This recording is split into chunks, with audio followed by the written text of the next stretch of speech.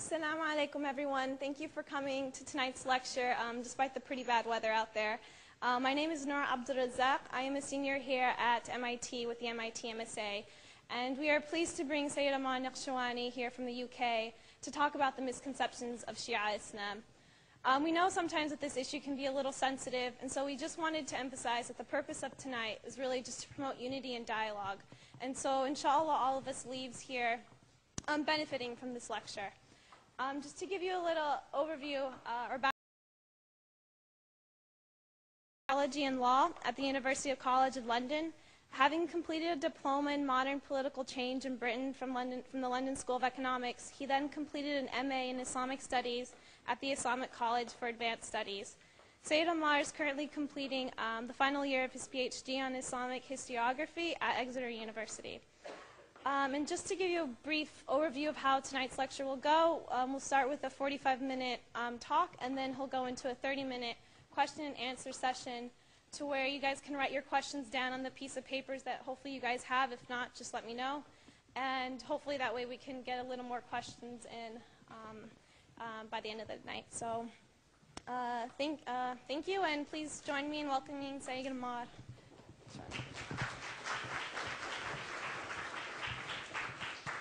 In a second, just let him continue.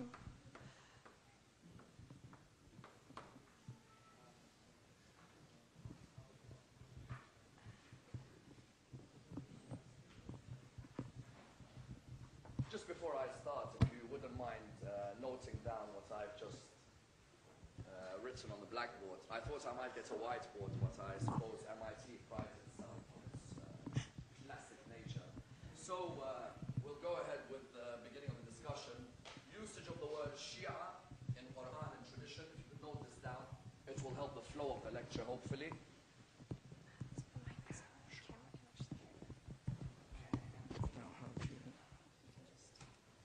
I just put it on. That's so much. Do it like this.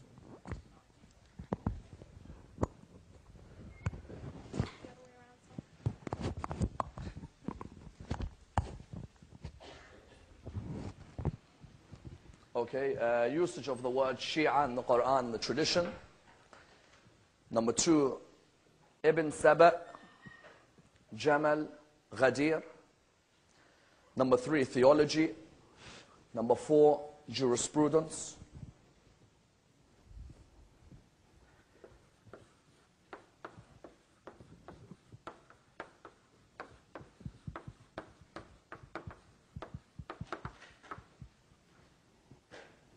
Number 5, Karbala stroke Messianism. And I'm going to move here.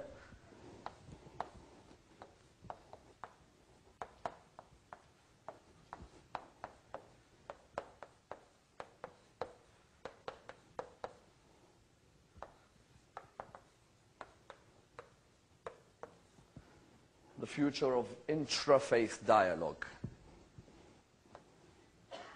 Okay, so I'll just repeat them again before I start. Usage of the word Shia in Quran and tradition. Number 2, Ibn Saba, stroke Jamal, stroke Ghadir. Number 3, theology. Number 4, jurisprudence. Number 5, Karbala and Messianism. Number 6, the future of intra-faith dialogue. If I could just have a hands up when everybody completes their 6 points, and then we can begin the discussion.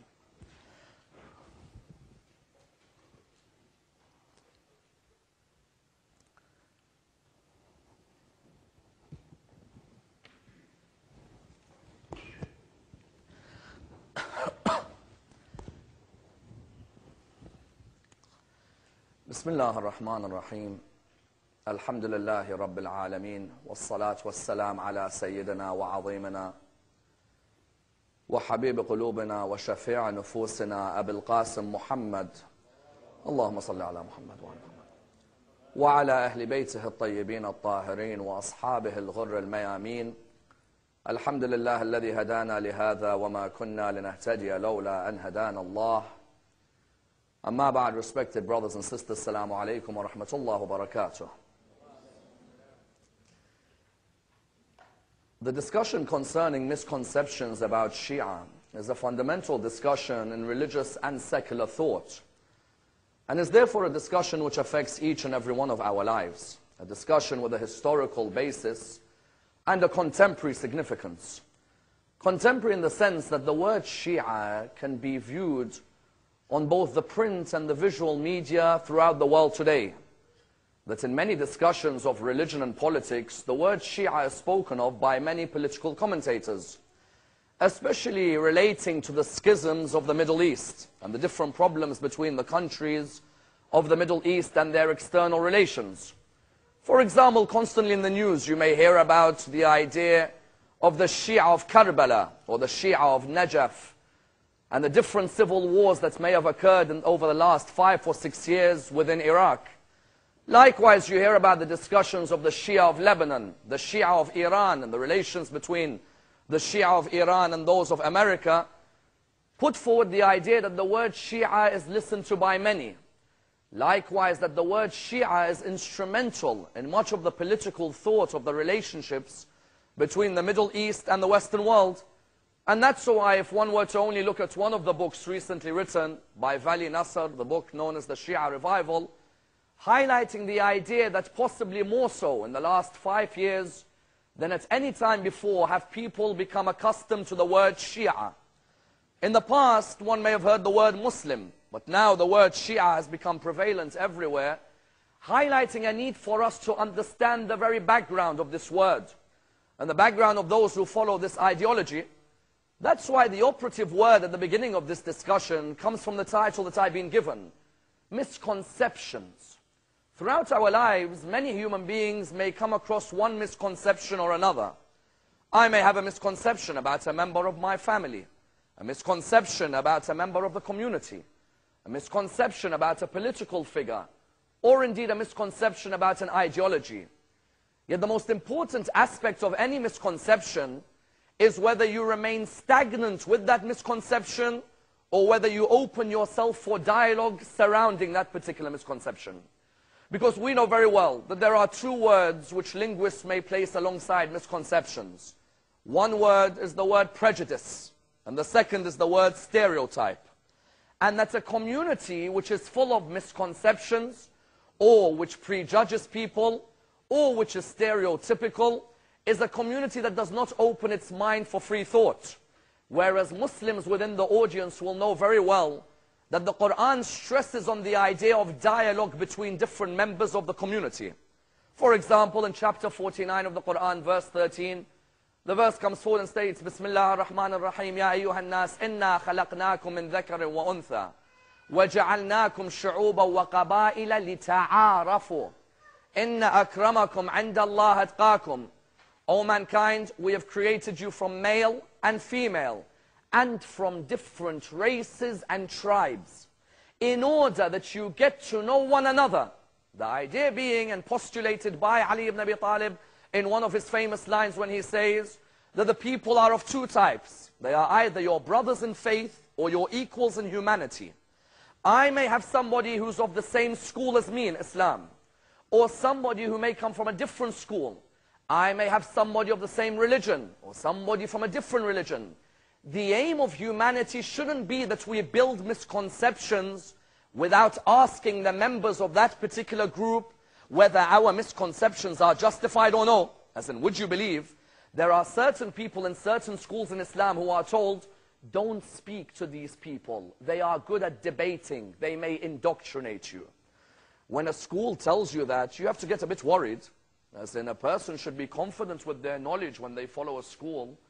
If somebody goes and tells you don't speak to them, they are like people X, they may not be believers, but they have strong opinions, then it makes you think that, hold on, then why am I following your school if you don't allow me to play devil's advocate? A strong school in any religion is a school whose members should be allowed to play devil's advocate with their leaders, in order that all misconceptions are removed. And that's why if I were to tell you the number of misconceptions that I've heard about the Syiah within the Islamic world, some people would not believe. That's why when the question is asked, where do misconceptions come from? Sometimes misconceptions are very innocent, as in I may have heard something about a certain group. Innocently, I've taken it on board. I don't mean to fuel any arguments, but it's just that I remember someone telling me X about a group. I never went to read up further on it, and that was it. sometimes a misconception is built with people who have an agenda. And that's where the problem lies about the misconceptions about any school in Islam. When people have an agenda and fuel it. Let me give you an example. I came out of my hotel room from one very famous Middle Eastern country. You know it very well. And when I came out, it was my last day and I was checking out. They gave me a package. Me, being Iraqi, thinking there's free goodies in here, for example. And so what happened was, as soon as I took this package, I opened it and there was a cassette within there. And I was thinking, well, what's this about? When I went home to listen to the lecture, the first line of the lecture said, this has been produced to tell you that the Shia revolution of 1979 was a kafir revolution. And that the Shia are all disbelievers. And that they are an equation to the Zionists. That particular Middle Eastern country, in 3 lines, had already given us so many misconceptions. One was political, the other was theological, another was religious. And therefore, what did you find? I thought to myself, supposing that I listen to this, it might not affect me. But how many innocent Muslims who come to this country for their pilgrimage will be affected when they go back home? And that's why you find so much hatred between Muslims is sometimes agitated not by the non-Muslim, but by the Muslims themselves. I remember Ali ibn Abi Talib saying, our enemies are not the Jews and the Christians. Our enemies, our own ignorance. And when there are misconceptions about any school in Islam, it stems from our own ignorance. And that's why even Vali Nasr, amongst others, within the Shia revival, mentioned some very interesting points about common misconceptions about the Shia, which I'm sure some of you may have come across. He talks about how in Lebanon, there were certain non-Shia in Lebanon who believed that the Shia of Lebanon had tails. Now, I can assure you I don't have a tail. But there was this belief that the Shia are born with tails. And that therefore the Shia were made to look like animalistic figures rather than human beings.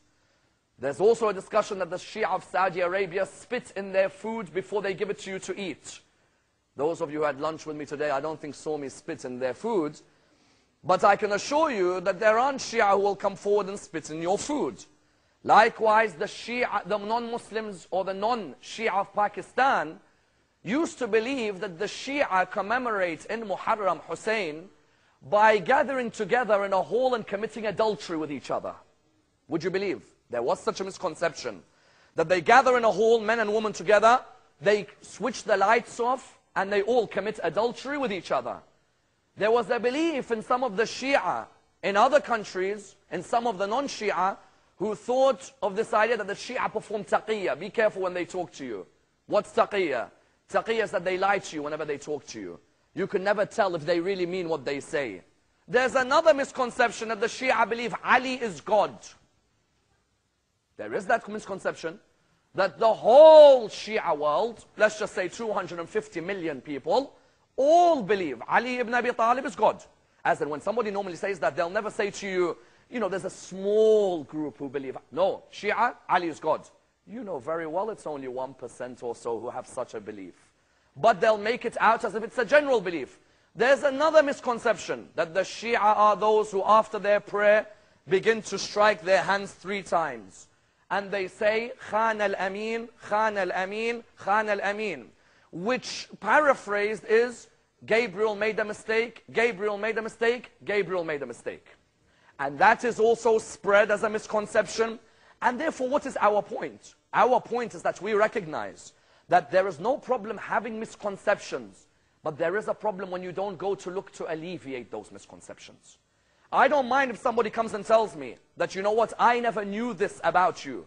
But what I would say is, but why didn't you go and ask one of the scholars about this issue? Why did you live for years on hearsay? There are scholars out there who you can email, who will reply back to you. And that's why we begin our discussion by looking at the usage of the word Shia. Because this discussion, as you could see, will take 6 stages. And within the stages, hopefully, we'll be able not only to clarify the misconceptions, but hopefully come on issues where us as Muslims can either agree to agree or agree to disagree. First and foremost, the usage of the word Shia. If you can note the following down.